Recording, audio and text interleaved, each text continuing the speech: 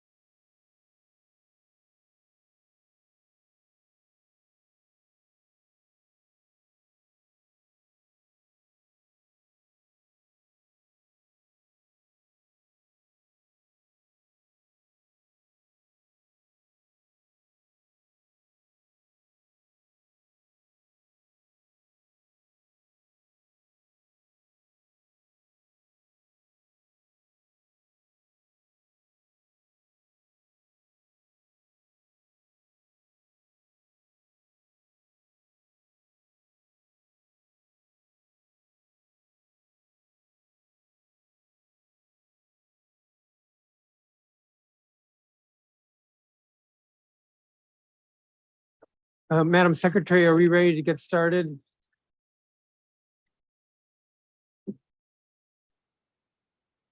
Secretary, Madam Secretary.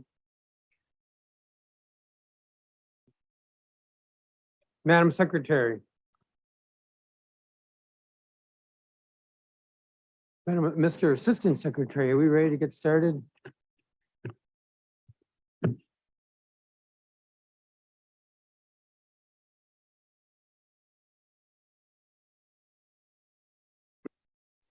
Hello, Point of Mr. order, Chairman, the secretary stepped away. Can you give her 5 minutes, please?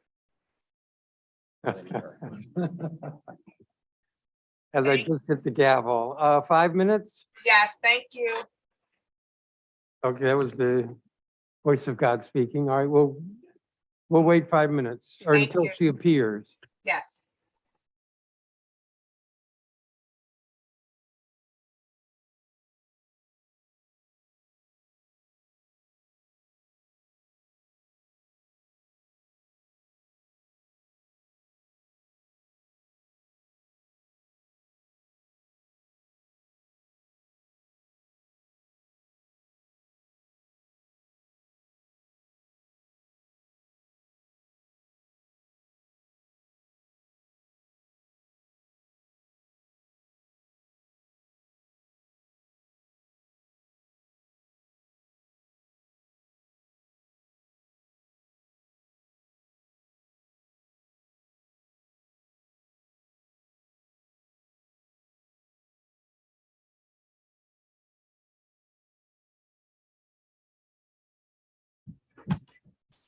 It's ready.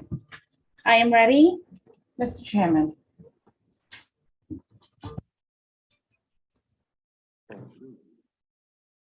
Thank you, Madam Secretary. I'm calling to order this meeting. This is the first council meeting of the Council of the District of Columbia. It is also our organizational meeting.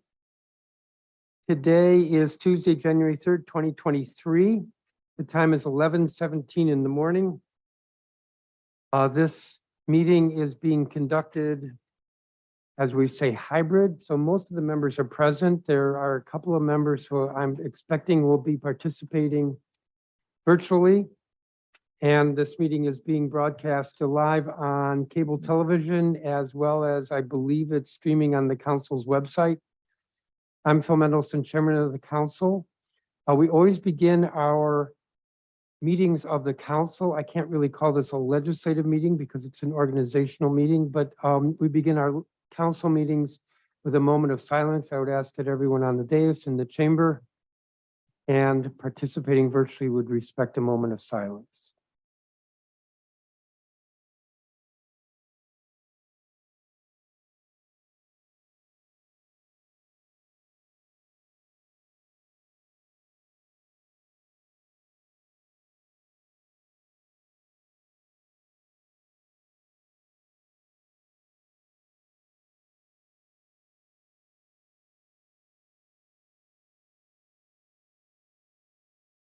Madam Secretary, would you please call the roll?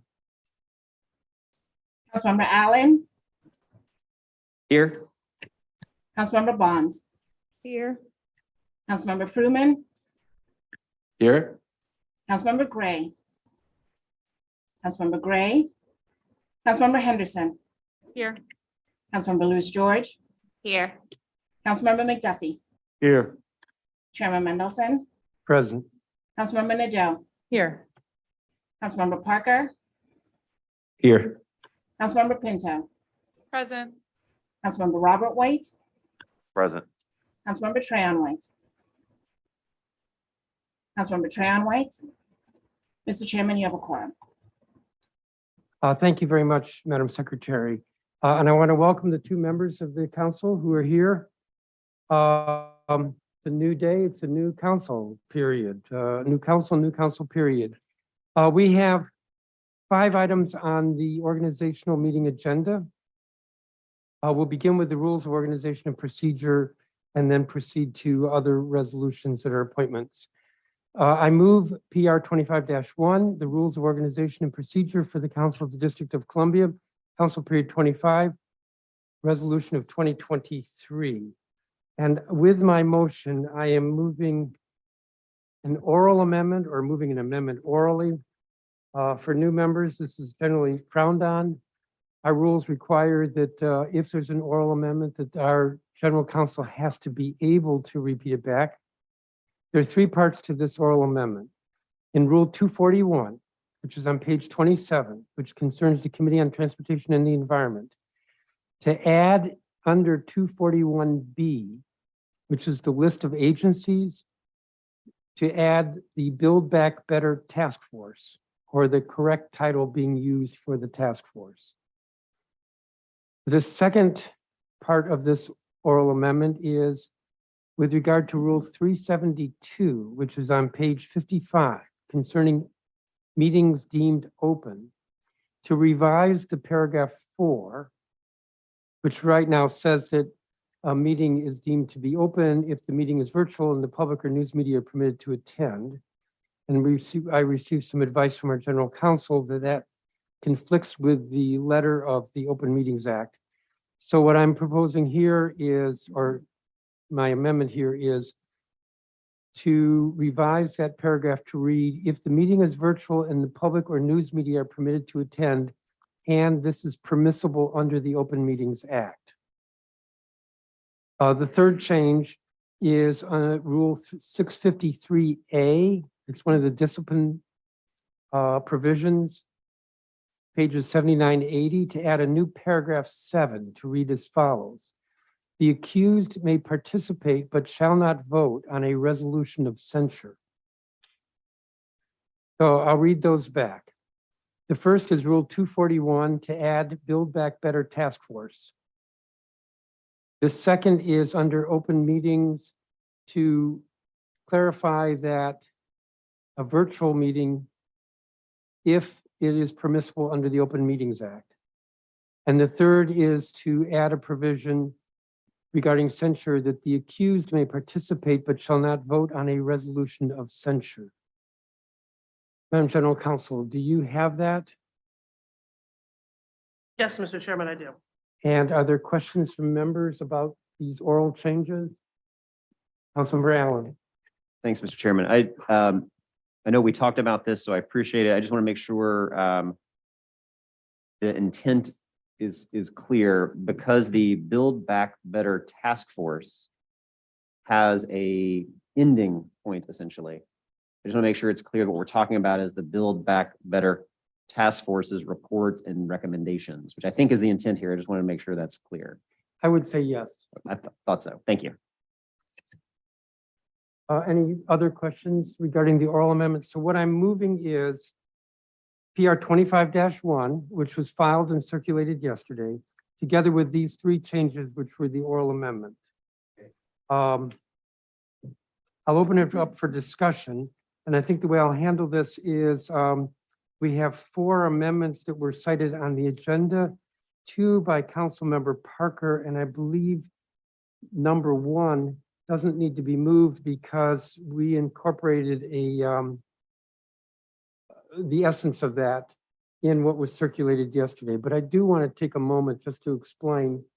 It had to do with trying to get more consistency from our committees in the hearing process. Maybe not so much the process, but the process of notice and registration. And while the language that Councilmember Parker had suggested speaks to that, there's going to be more work that's going to be done between the committees. I've asked that Mr. Cash, the legislative director for the Committee of the Whole, work with the committee directors for the other committees so that we can develop better and more consistent practices with regard to how the public learns of our hearings and can register and participate in our hearings. The goal was not that every committee is straitjacketed by a one-size-fits-all rule, but that there's just more consistency and therefore less confusion on the part of the public. So that's just expanding on that issue, which was the essence of what Mr. Parker had proposed. So I'll recognize you for amendment number 2. Oh. Thank you, Mr. Chairman. First, I want to thank you for embracing my suggestion to create a standard process for public witnesses to sign up. And as you stated, it's important to establish a sense of consistency across the council and for us being mindful of how that lands with the public. I also want to thank DC Justice Lab, DC for Democracy, Empower DC, DC Black Lives Matter, and the dozens of other advocacy organizations that have called for that type of change. I am moving Parker Amendment 2, which addresses another shortcoming on the rules, and that is to ensure that as the mayor and agency officials come to testify before the council, they do so under oath. As the council's performance, as we enter performance and budget oversight period, I believe it's going to just be really important for us to expect a level of candor of government witnesses and requiring the mayor and other agencies under oath, testifying under oath sends an important message about the level of seriousness that we expect, but also that we can take action if necessary following said testimony. So thank you, Mr. Chairman. Thank you, Councilmember. I did not incorporate this in the rules because how do I want to say this? I'm not sure that I support this. I think it should be left to committees to decide whether they want to swear in witnesses.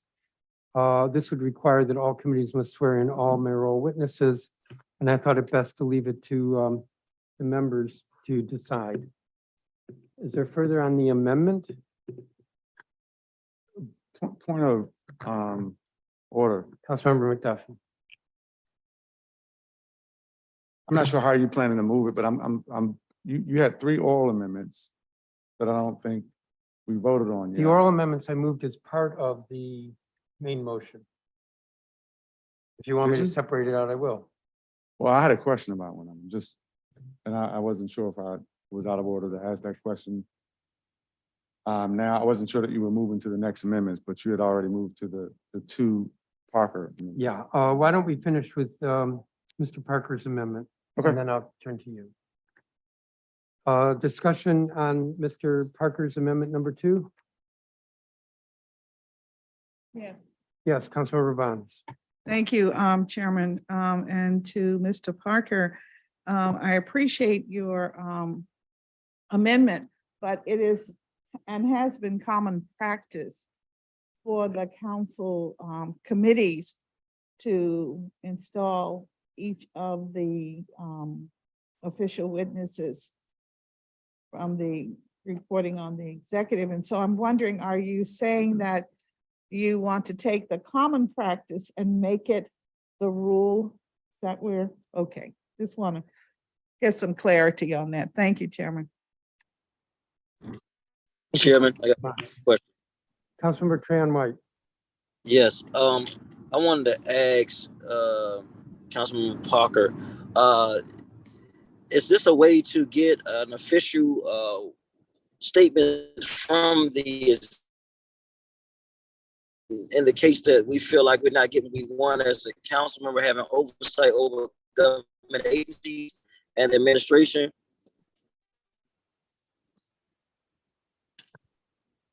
I missed part of that question due to the connection, but I would say there are 3 goals here. One is to establish a level of consistency across the council.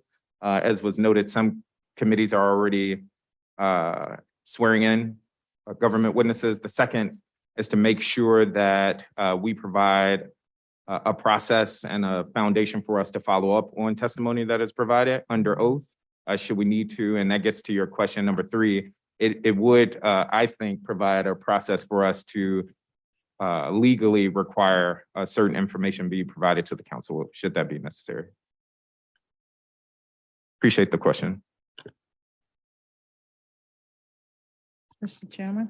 Councilmember Bonds. Thank you again, and thank you, Mr. Parker. I think the second point you're making is a little different from the amendment that we have before us, but I applaud you in having clear understanding that is important for any measure before the council that we have the opportunity to hear from the executive, the operating agency. So if that is a third oral amendment, perhaps is something that we should consider. That's your intent, not your intent. Okay, That was not my intent, no. all righty. Thank you. Is there any further on this? We'll do, Yes. yeah, Councilmember McDuffie. Just a quick question. So process-wise, functionally,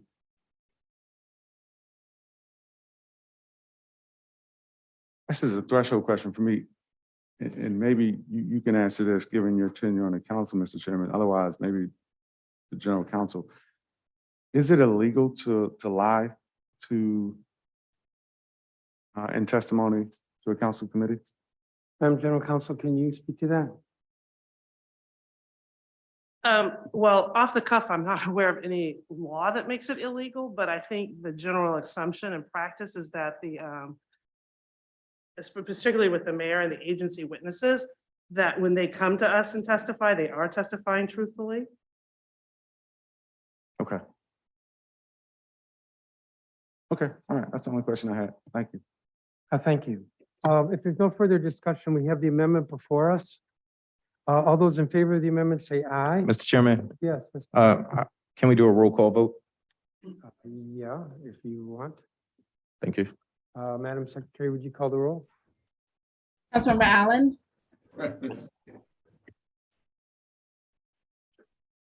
Councilmember Allen, Yes.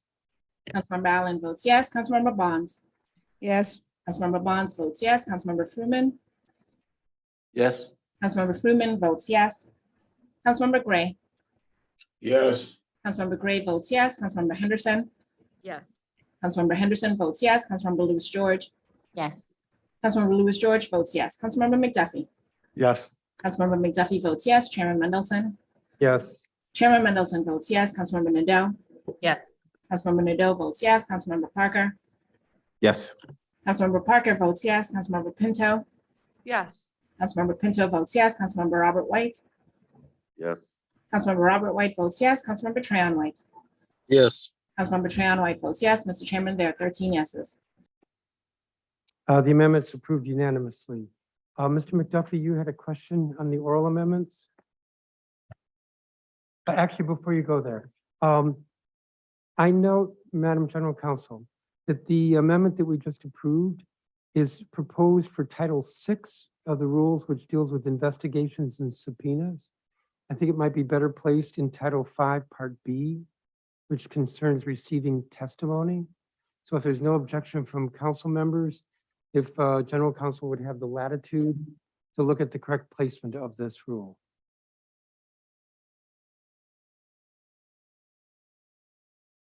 Mr. McDuffie.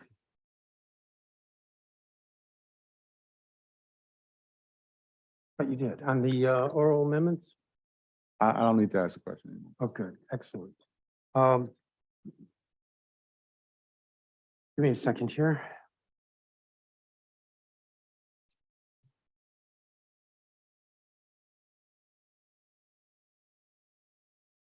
Just a moment.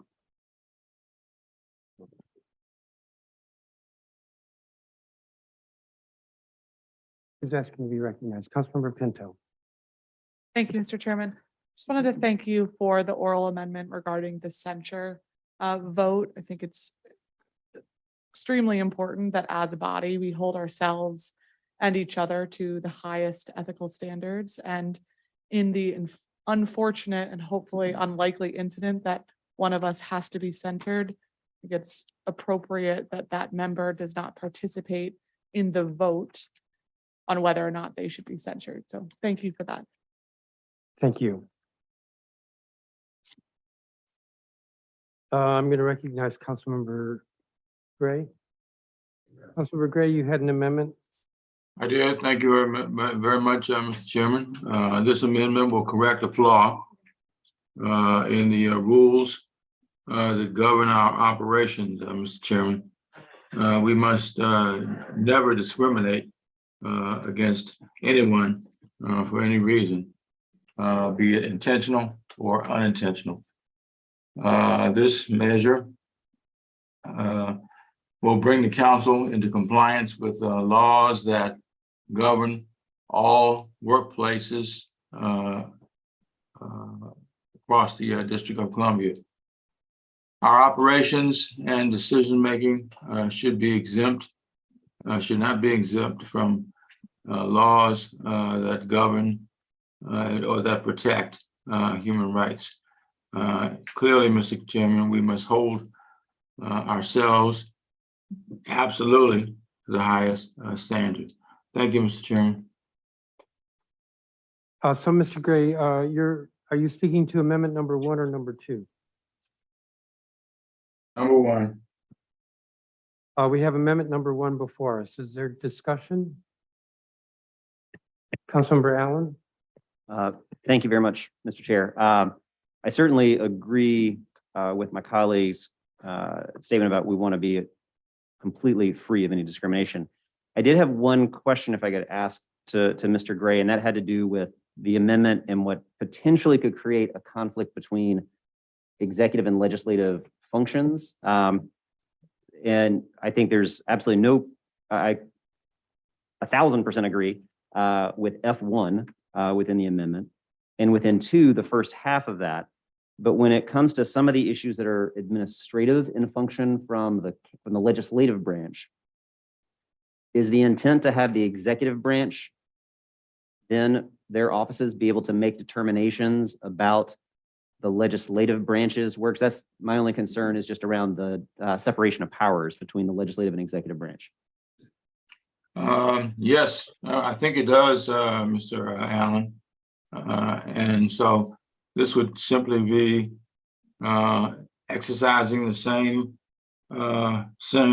efforts that we're making now in the council. Mr. Allen? So I'm sorry. So to clarify, the intent is to have the executive branch then make determinations on the legislative branch's actions? I believe, Mr. Allen, that the staff is covered now and would expect that they would continue to be covered in the work that we're doing now. Correct about the staff, I agree. My question is around, this amendment seems to speak to administrative actions that the council would take. And that's the element I'm trying to understand, is if the intent is to have the executive branch be able to make determinations over administrative actions of the legislative branch. I think, Mr. Allen, I think it should be covered with what we're doing now.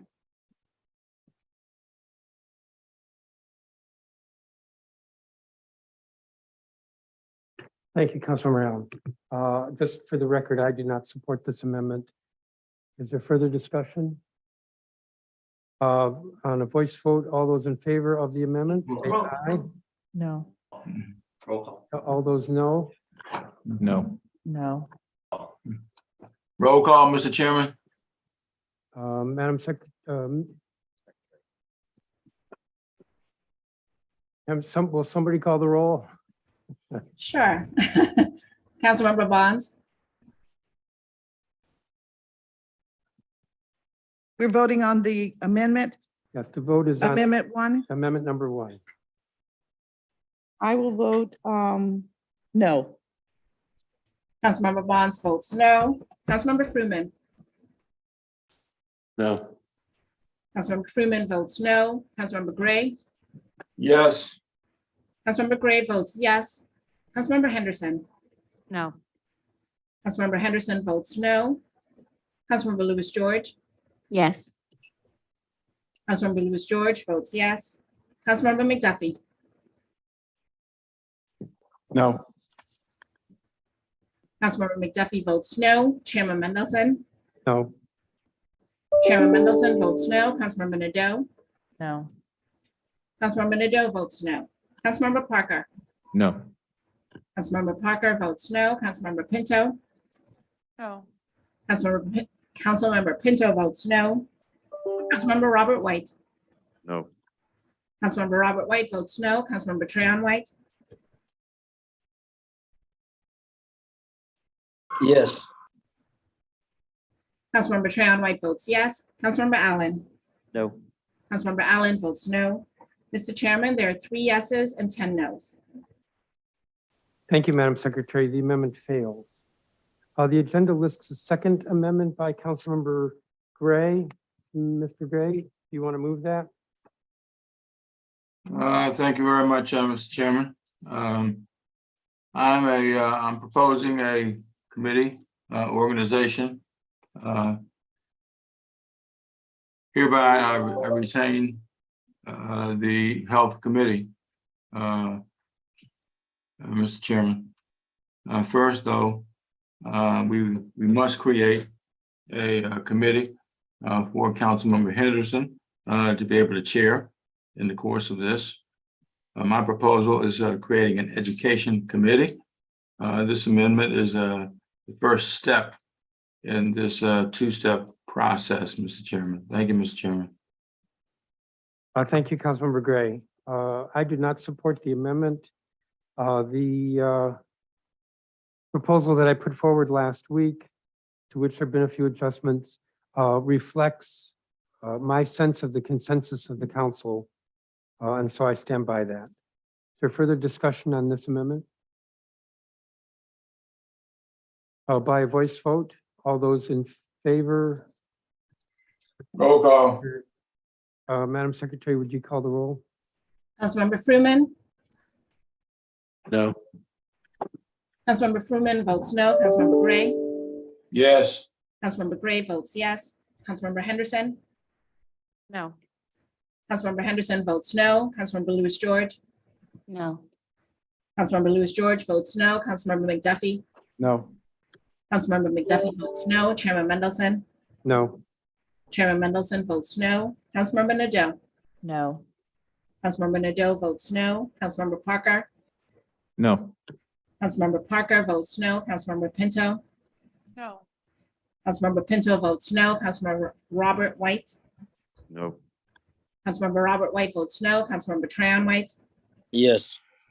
Councilmember Tran White votes yes. Councilmember Allen. No. Councilmember Allen votes no. Councilmember Bonds. No. Councilmember Bonds votes no. Mr. Chairman, there are 2 yeses and 11 nos. The amendment fails. Further discussion with regard to the rules. To be clear, so the rules that are before us are the rules that were filed and circulated yesterday together with the oral amendment that I presented and as amended by Councilmember Parker's amendment number 2. So if there's further discussion, Mr. Chairman, Councilmember Henderson? yes, I had a clarifying question about the racial impact, racial equity impact assessment Yes. language. In the change, so there, one of the changes that are being proposed would require that the Council Office of Racial Equity, within 15 days after a hearing record is closed, issue a racial equity impact assessment for each bill for which the hearing is held.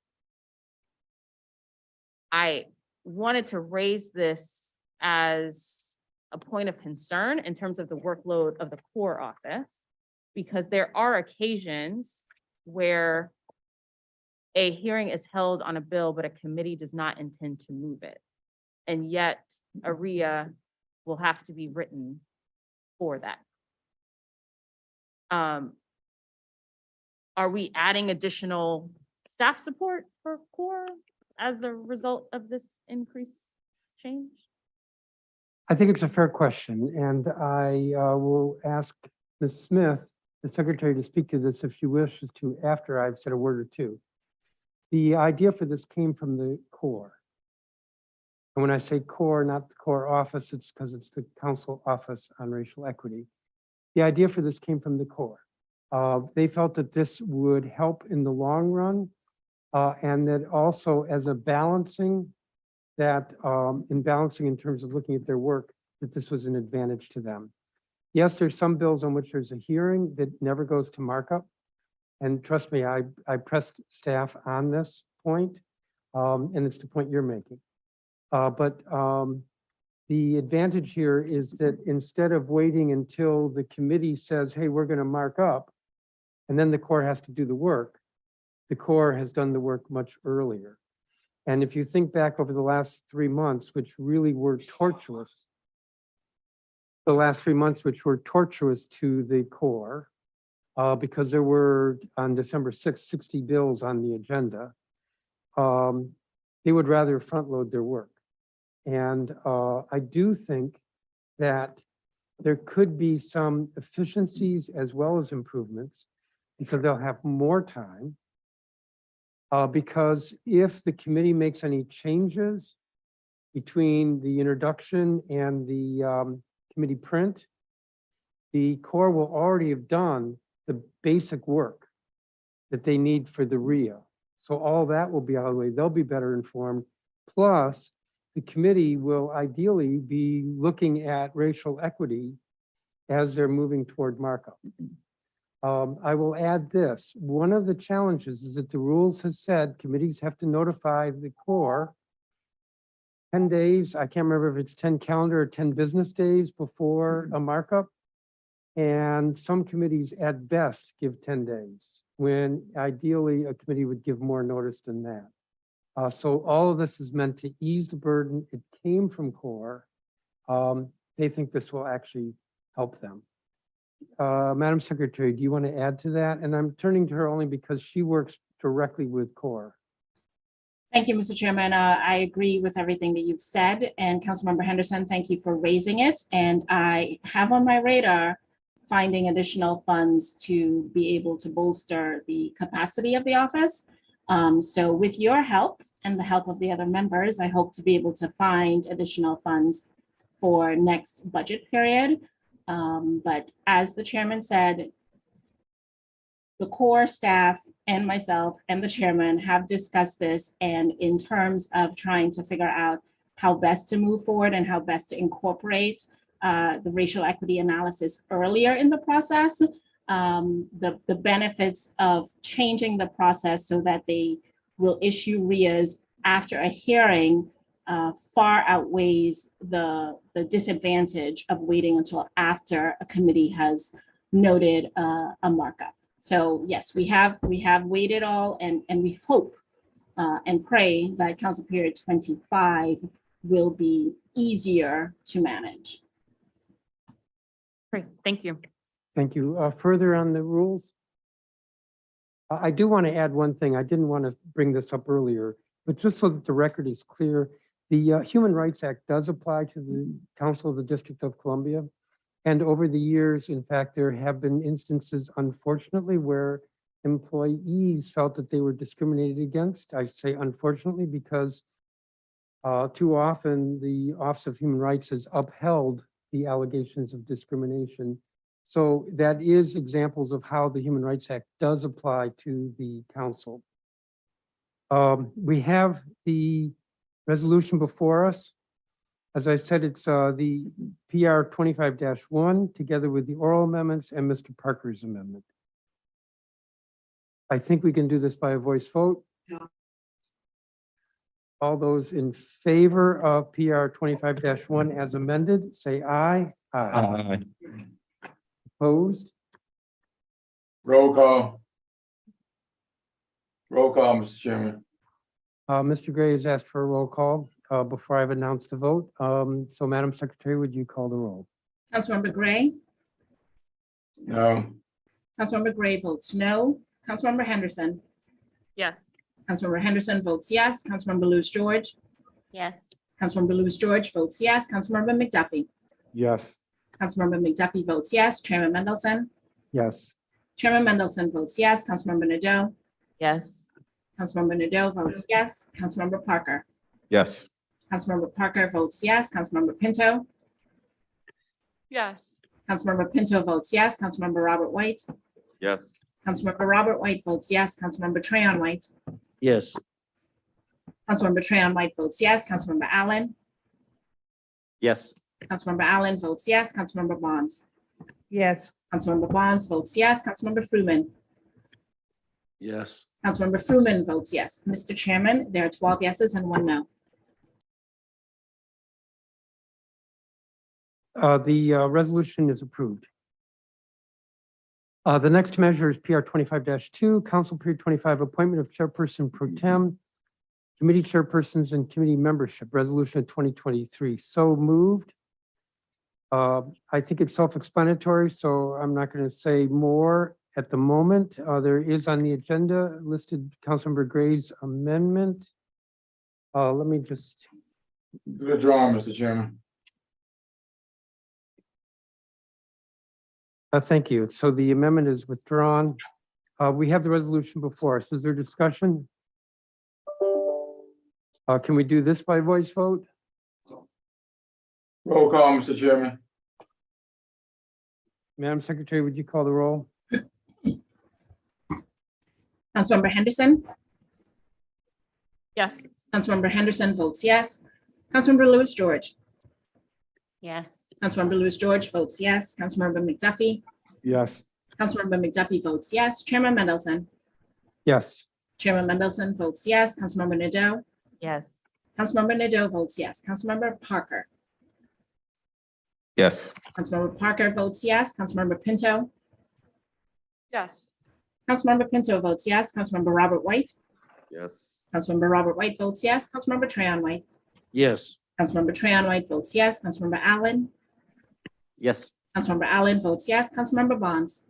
Yes. Councilmember Bonds votes yes. Councilmember Fruman. Yes. Councilmember Fruman votes yes. Councilmember Gray. No. Councilmember Gray votes no. Mr. Chairman, there are 12 yeses and 1 no. The resolution is approved. I move PR 25-3, General Counsel to the Council of the District of Columbia, Nicole Streeter Reappointment Resolution of 2023. Is there discussion? I hope by a voice vote. All those in favor of PR 25-3 say aye. Aye. Opposed? Madam Secretary, I don't see or hear any no votes. You agree? Agreed, Mr. Chairman. The resolution is approved unanimously. I move PR 25-4, Budget Director to the Council of the District of Columbia, Jennifer Budoff, reappointment resolution 2023. Is there discussion? Again, I hope we can do this by voice vote. On PR 25-4, you have to wait till I ask for the ayes and nays. All those in favor say aye. Aye. Opposed? Madam Secretary, I don't see or hear any no votes. Do you agree? Agreed, Mr. Chairman. The resolution is approved unanimously. I appreciated that robust vote. Just want to note that wish that had been around last fall with some of those anemic responses. PR 25-5, so moved. The Secretary to the Council of the District of Columbia, Naasha Smith, reappointment resolution 2023. Is there discussion? Again, by voice vote. All those in favor say aye. Aye. Opposed? Madam Secretary, I don't see or hear any no votes. Do you agree? Thankfully, I agree. The resolution is approved unanimously. We have no other business for this meeting. The legislative meeting was noticed to begin right after this meeting. So it'll take, what, 5 minutes? 3 minutes? The Assistant Secretary is saying 5. The other secretary, the secretary is saying, I was saying 3, but let's give them 5. well, nobody should leave the room. And all should stay on the Zoom link as well. All right, so it's 11:54. This meeting's adjourned.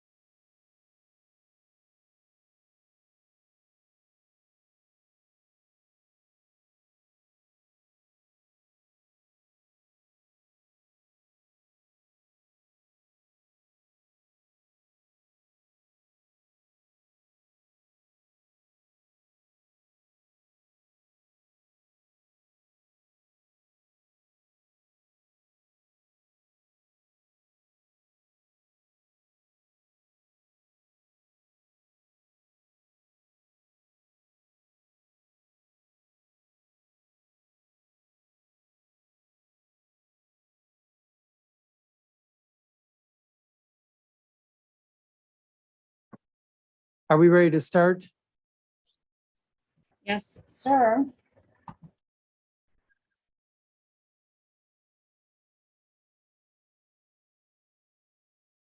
Madam Secretary, did you say yes? Yes, Mr. Chairman, we're ready. The chamber looks ready as well. All right. I'm calling to order this meeting. This is the first legislative meeting of the Council of the District of Columbia. I'm Phil Mendelson, Chairman of the Council. Today is Tuesday, January 3rd, 2023. The time is 12 noon.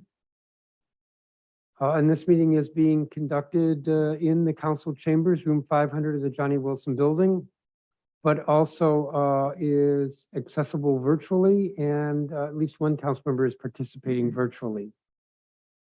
And this meeting is being broadcast as well on the cable television. We begin our legislative meetings with a moment of silence. I would ask if members would respect that for a moment of silence.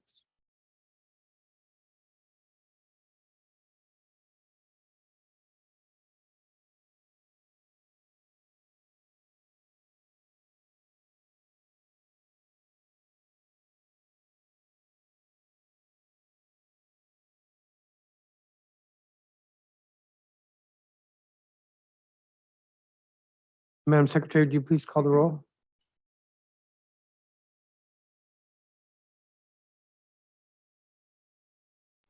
Councilmember Allen, Here? Councilmember Bonds, Here. Councilmember Freeman, Present. Councilmember Gray, Yeah. Councilmember Henderson, Here. Councilmember Lewis George, Here. Councilmember McDuffie, Here. Chairman Mendelson, Present. Councilmember Nadell, Here. Councilmember Parker, Here. Councilmember Pinto, Present. Councilmember Robert White, Present. Councilmember Tran White. Present. Mr. Chairman, you have a quorum.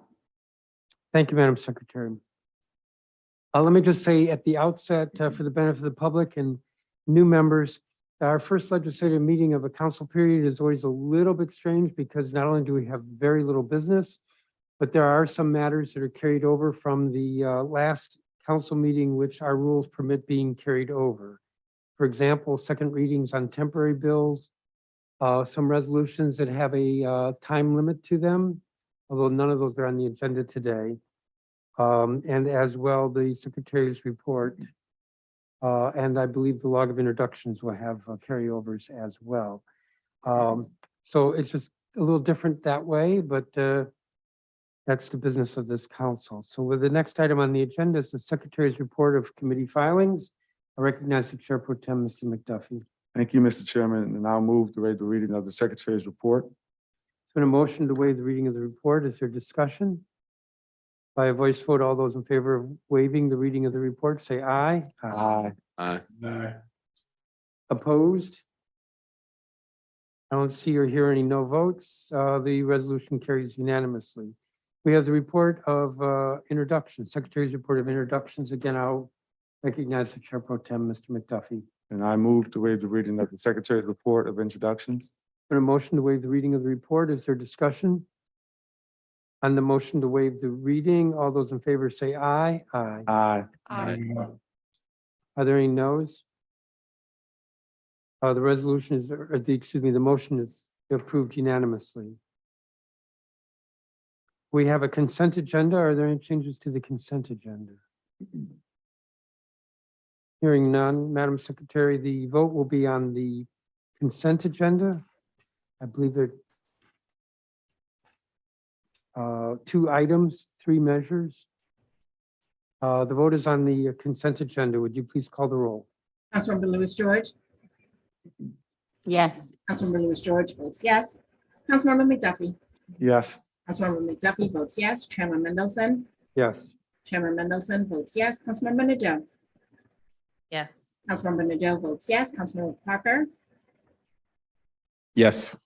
Councilmember Parker votes yes. Councilmember Pinto, Yes. Councilmember Pinto votes yes. Councilmember Robert White, Yes. Councilmember Robert White votes yes. Councilmember Tran White, Yes. Councilmember Tran White votes yes. Councilmember Allen, Yes. Councilmember Allen votes yes. Councilmember Bonds, Yes. Councilmember Bonds votes yes. Councilmember Freeman, Yes. Councilmember Fruman votes yes. Councilmember Gray. Yes. Councilmember Gray votes yes. Councilmember Henderson. Yes.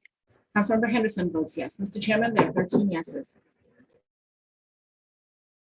Thank you, Madam Secretary. The consent agenda is approved unanimously. Turning to the non-consent agenda, we have a final reading and vote on the temporary bill, District of Columbia Housing Authority Stabilization and Reform Temporary Amendment Act of 2022, Bill 24-1145. This bill was approved on first reading at the council's December 20th meeting. The agenda lists it as being moved by myself as well as Councilmember Bonds. And I know that Councilmember Robert White was very much participating on this issue at our December 20th meeting. So I'll recognize each of them in a moment. I'll recognize each of them. I want to note there's an amendment. Why don't I move the amendment and then if that's okay, and then I'll into them. The amendment that was circulated, it's linked on the agenda, is simply to clear up a confusion with regard to the council's review. It's a technical amendment that clarifies that mayoral nominations to the Housing Authority Stabilization Review Board will be subject to a 90-day review period by the council. And so this eliminates a contradictory reference. If there's no objection, the amendment will be accepted. The amendment is accepted. So we have the bill as amended before us. Discussion. Councilmember Bonds, did you want to say anything? No, Chairman, I think that we kind of covered the issue, but maybe I will say something for our new members. I want to indicate that this measure is before us for second reading because we want to make it very clear that we're doing what we can to begin the process of healing and repair for this very important agency, and most importantly for the people who who live in public housing communities, and for those who partake of the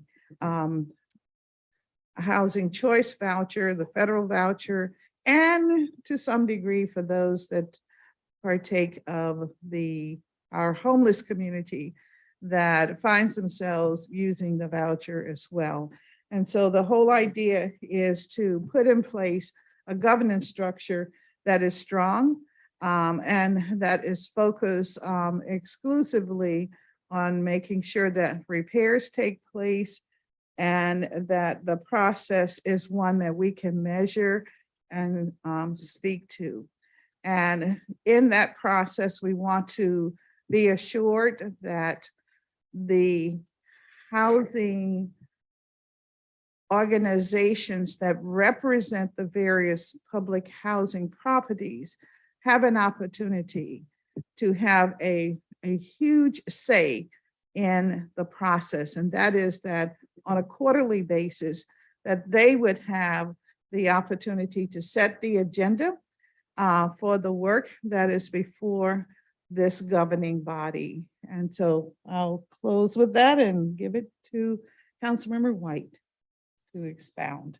Councilmember White, do you Chairman. wish to speak? Thank you, Councilmember Bonds. Thank you, Mr. Chairman. Thank you, Councilmember Bonds. This is an important step for correcting and stabilizing our public housing here in the district for reasons that we all know.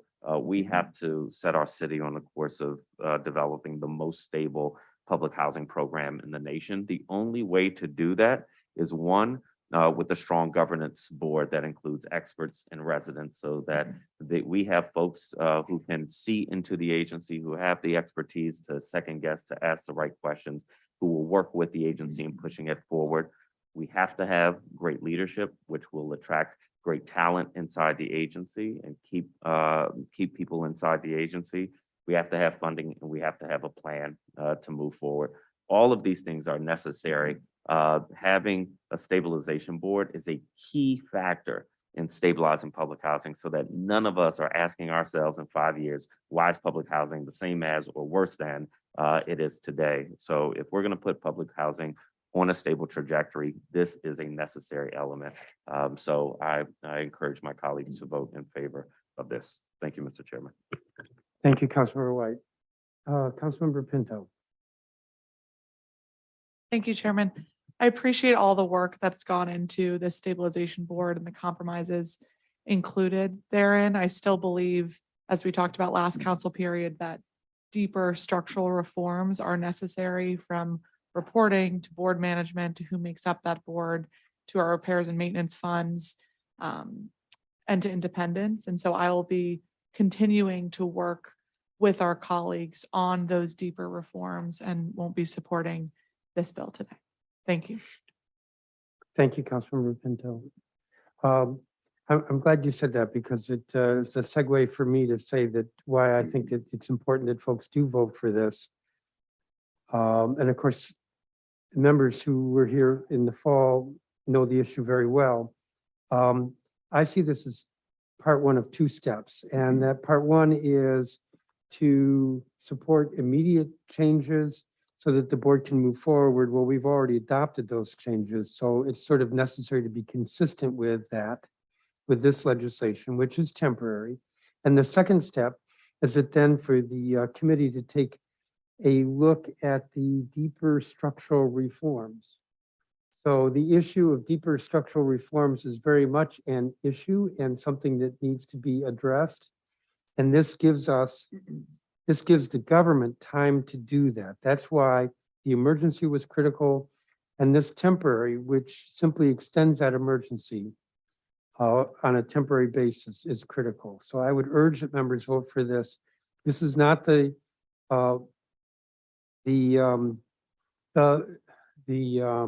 final step in this at all, but it's a necessary step so that we can get to the final step in a more orderly way. No further discussion. By a voice vote, on the bill as amended. All those in favor say aye. Aye. Mr. Chairman, please record me as voting no. Mr. Chairman, please record me as voting no. Mr. Chairman, please record me as voting no as well. Please record me as voting no as well, Mr. Chairman. The ayes have it, with council members Lewis, George, Pinto, Parker, and Truman being recorded as no. We have an emergency bill, law enforcement career opportunities for district residents, expansion, emergency declaration resolution of 2023. Councilmember Allen. Thank you very much, Mr. Chair. In April of 2022, the council passed emergency and temporary versions of this law. The temporary is set to expire on February 10th, 2023. The Comprehensive Policing and Justice Reform Amendment Act of 2022, which was passed on second reading on December 20th, 2022, makes, with some minor amendments, the provisions of that emergency act and temporary law permanent. The second round of emergency and temporary legislation is now necessary, though, to prevent a gap in the law between the expiration of the temporary law and the effective date of the permanent legislation. So with that, Mr. Chair, I move the declaration. Thank you, Mr. Allen. So this is to fill a gap. And when does the gap begin otherwise? The gap would begin, the current temporary that the council has passed would expire on February 10th, 2023. And the effective date of the permanent law, we know, will be after that date. So we need to prevent the gap from taking place. And this is related to the expansion of the MPD cadet program, allowing high school seniors. Point of clarity. Councilmember Tran White. Yes, I have a question as relates to what we are doing in part with this bill. Does this bill allow for those who are not high school graduates of DC to enter into the cadet program? Mr. Allen. Thank you, Mr. Chair, and thank you, Mr. White. Broadly, yes. So the legislation that the council passed last spring was, how do we help make sure there were a handful of cases where individuals who are looking to be and enter into our MPD cadet program were DC residents, but had graduated from a high school other than a DC high school. It's a handful of cases. We worked with MPD to put the language together, and then it was passed by the council last fall. So it's one of the ways that we want to continue growing our cadet program. Do we know what is required to show DC residency? At my fingertips, I do not have all of that. we could certainly work with MPD, the cadet program, and yourself to make sure you've got all that information. I don't have that at my fingertips. I just want to say this on the record. I'm partly concerned, and I do want DC students to be able to participate as cadets. I just don't want to open up because DC draws a lot of people from a lot of different areas and jurisdictions to come here to receive training that we pay for, and then they be on the force for a little bit and they go other places and make money. And then we have a high turnover in police. And I know we have a recruit class and we have a cadet class that's specifically supposed to be geared towards those coming out of high school to get into the cadet program to become officers. I just don't want to mix the two. And then we, I guess, convolute those who are real DC residents or high school students get into the program. Because I've seen that we've implemented like a program at Anacostia for high school students, but we haven't seen the results as much as we've invested into that program. And so I want to make sure we're not creating a pathway for other people to come benefit from city government services directly for DC high school students. I agree. And if we look back to the way that the council, so working with MPD last spring, the initial version that had been sent to us from MPD, we felt would create a potential loophole the way you described, which could, the example that was given, I remember at the time was, if you could end up with an individual who grew up in Wisconsin, moved to the district at age 17 and a half, got into a DC high school and graduated and could somehow have the same rights to get into that MPD program or cadet program. And we really wanted to think about how do we help make sure we don't allow the loopholes like you're talking about, but really make sure we're giving this opportunity for DC residents. And we worked very collaboratively with MPD. We came to some really good agreements around that. And that's what was passed last spring. So this is just a continuation of what we've already put in place. And certainly happy to work with you. And of course, the new chair of the Judiciary and Public Safety Committee, if we need to track down any of that additional data to provide to you in your office. Thank you. One last comment, Chairman, if I may. Yeah. In that example, I do think that person who moved from Wisconsin, graduated from high school, does qualify to be in the cadet program. Just wanted to add that.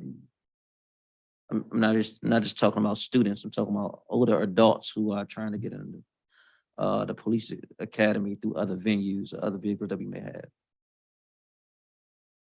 Was that a question or a statement? It's a statement. All right. Thank you. Further on the bill. We have the declaration before us. Madam Secretary, would you call the roll? The vote's on the declaration.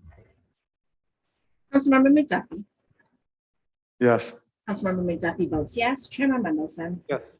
Chairman Mendelson votes yes. Councilmember Nadeau. Yes. Councilmember Nadeau votes yes. Councilmember Parker. Yes. Councilmember Parker votes yes. Councilmember Pinto. Yes. Councilmember Pinto votes yes. Councilmember Robert White. Yes. Councilmember Robert White votes yes. Councilmember Tran White. Yes. Councilmember Tran White votes yes. Councilmember Allen. Yes. Councilmember Allen votes yes. Councilmember Bonds. Yes. Councilmember Bonds votes yes. Councilmember Freeman. Yes. Councilmember Freeman votes yes. Councilmember Gray. Yes. Councilmember Gray votes yes. Councilmember Henderson. Yes. Councilmember Henderson votes yes. Councilmember Lewis George. Yes. Councilmember Lewis George votes yes. Mr. Chairman, there are 13 yeses. The declaration, the declaration is approved unanimously. We have the underlying bill, Law Enforcement Career Opportunities for District Residents, Expansion Emergency Amendment Act of 2023. Mr. Allen. So moved, Mr. Chair. Discussion? I'm not hearing any requests for discussion. Since the declaration was approved unanimously, we can deal with this on a voice vote.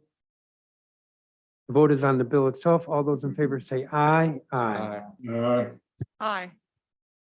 Are there any no votes?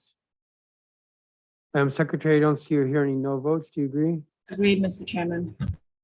The bill is approved unanimously.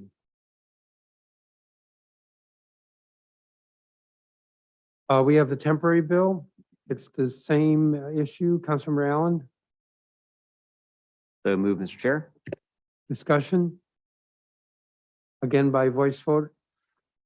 This is on the temporary version of the bill. All those in favor say aye. Aye. Aye. Are there any no votes? Madam Secretary, I don't see or hear any no votes. Do you agree? Agreed, Mr. Chairman. The temporary bill is approved unanimously. That's going to conclude the business of this meeting. The next legislative meeting, regularly scheduled legislative meeting is February 7th, 2023, starting at noon. We will have a committee of the whole meeting in 2 weeks. That is on January 17th. The time is 12:20 in the afternoon and this meeting is adjourned.